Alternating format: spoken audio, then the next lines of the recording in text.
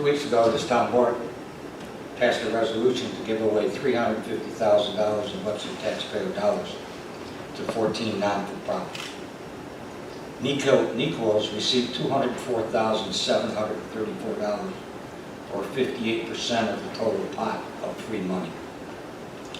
With the $50,000 the town gives them each year, this makes for a staggering total amount of $254,734 in Webster taxpayers alone this year.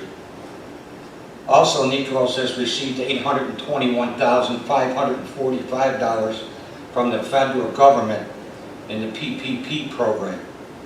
So that brings the grand total from taxpayers this year to $1,076,279.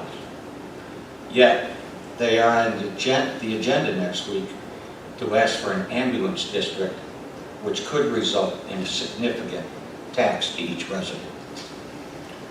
On November 18, 2021, Supervisor Flaherty promised on a Webster Town Board resolution, the Town Attorney Genesi and he would have a new amended contract with Weems by December 15, 2021.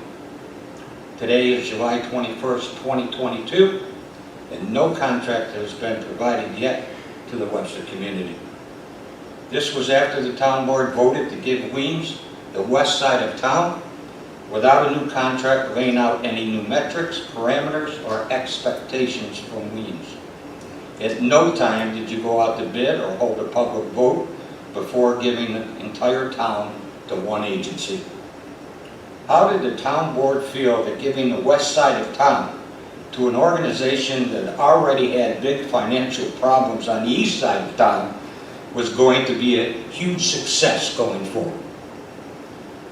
This decision was made after the Webster Town Board undercut the West Webster Fire Commissioners in taking control of CON on the west side of town and giving it to Weems. What in the world was your thinking process in this major decision for Webster residents and their health care? Are you just listening to the CEO of Weems without doing any other research on their financial CPA audited statements? Have you looked at the last 3 years of their tax returns where they have made money, not lost money? Even in the Union Hill days, they operated the ambulance service without Webster taxpayer dollars and on a third-party billing system before Nichols stated they could do a better job. Why is Nichols the only organization in Windham County who has not joined their ALS and BLS service into one organization and stopped with the double billing?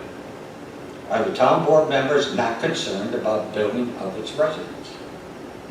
In the current contract signed in December 2020 by Supervisor Flaherty, there are no ambulance rates shown for what the charges are for an ambulance ride by Weems in the Town of Webster. There are no performance metrics in this contract, no expectations, no checks and balances, and no repercussions for missed benchmarks. Whoever wrote such a pathetic contract and the town board who passed it should be embarrassed. Can any of the town board members tell us tonight how much an ambulance or ALS ride is in the town of Webster? Don't you think the 46,000 people in this town have a right to know if they call an ambulance tonight what it's going to cost them? They should have that right.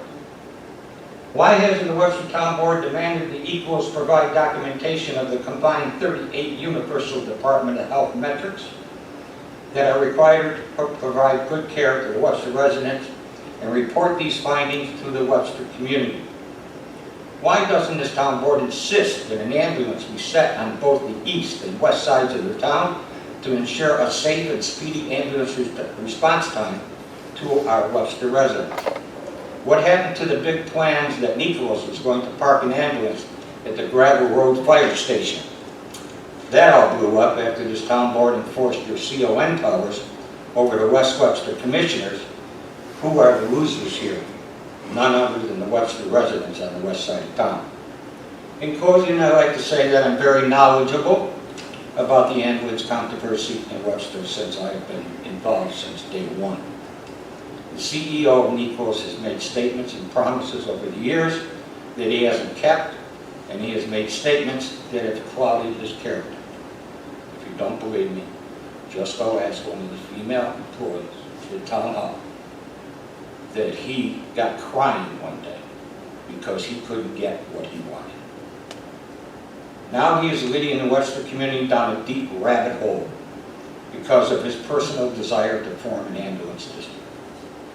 The town board needs to do a lot more research, looking at other viable alternatives for the Webster community before taxing its residents, which is not necessary.